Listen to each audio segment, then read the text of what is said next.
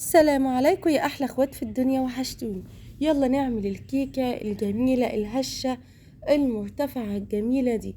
سهلة وبسيطة زي ما احنا متعودين، بنعمل كل حاجة اقتصادية جدا، وكمان طريقة ناجحة 100%. هتعجبكم. يعني لو الكيك بيفشل معاكي ما بيطلعش حلو، بيطلع مكتوم، هنعمله مع بعض. وانا عملته معاكم بكذا طريقة في القناة، فهنعمله معاكم وهينجح معاكم زي ما انتوا شايفين كده ان شاء الله، ومش هتفشل منك خالص. يلا كده في اي طبق، في اي بولة، في اي حاجة، ونسمي بسم الله. ونجيب بيضتين. اهم حاجة يكون البيض بره التلاجة. يعني لو البيض عندنا في التلاجة طبعا عشان ما يبص في الجو اللي احنا فيه، هنطلعه كده قبلها بساعة او نص ساعة.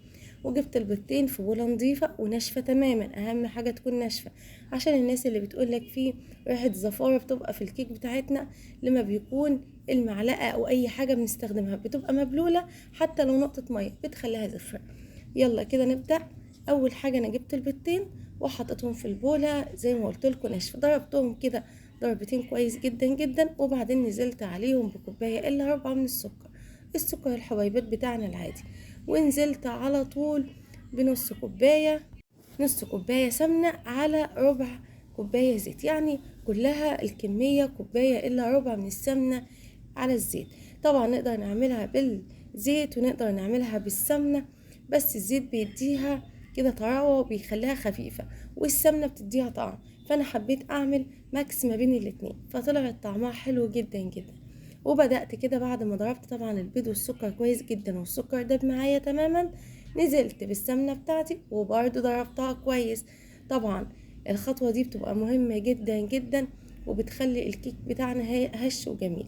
جبت بقى ايه؟ جبت كوباية من الحليب، كوباية من اللبن العادية، كوباية المج اللي موجود في كل بيت، او حتى لو مش موجود عندكم الكوبايه دي يبقى وحدوا. يعني الكوبايه بتاعت الدقيق هي بتاعت الحليب، هي بتاعت السمنه، هي بتاعت كل حاجه. وبالشكل ده هيطلع كل المقادير مظبوطه. طيب بعد ما حطيت الحليب، بدات ان انا احط الدقيق بتاعي المنخول. نزلت بكوبايتين الاول، وبعد كده حطيت نص كوبايه. بصوا ده القوام اللي انا محتاجاه. ما شاء الله ما شاء الله، لونها فاتح وجميل. وبدات بقى زي ما انتوا شايفين كده، قعدت اقلبها لحد ما الدقيق اختفى تماما. هنا انا مش محتاجه بقى لا مضرب كهربائي ولا عجين ولا اي حاجه. هنا حطيت الدقيق وقلبت كويس لحد ما الخليط بتاعي شرب الدقيق كله. هنا كنت نسيت احط اهم مكون طبعا، اللي هي البيكنج باودر. حطيت معلقه كبيره كده من البيكنج باودر، وبدات ان انا اقلب كل الكلام الجميل ده مع معلقه كمان من الخل. ودي مهمه جدا لو الكيك بتاعكم عايزينه ابيض زي اللي انتوا شفتوه دي. وبالمناسبه الكيك اللي انتوا شفتوه دي انا عملتها احلى واجمل تورته.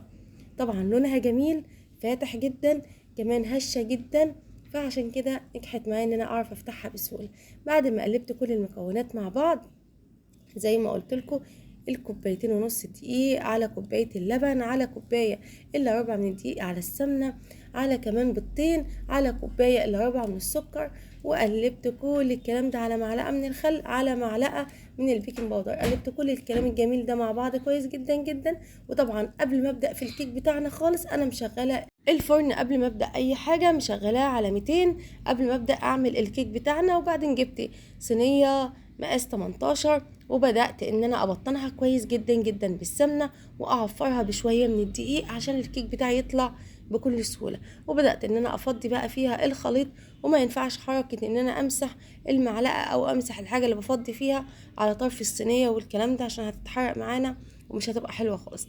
هنا فضيت كل الخليط بتاعي بتاع الكيك بتاعي، وبدأت ان انا اخبطها كده كام خبطة في الصينية. الكام خبطة دول بيطلعوني منها، بيفرغولي عنها الهواء، فتطلع معايا مش مكتومة ولا فيها اي حاجة. يعني خبطة الصينية دي حاجة مهمة جدا. بقى لازم اخبطها كده بعد ما افضيها، لازم اخبطها كده خبطتين، هي او البسبوسة لازم اخبطها خبطتين كده، افرغ الهواء كله عشان ما تطلعش حتة عالية معايا وحتة واطية وتطلع يبقى فيها فراغات.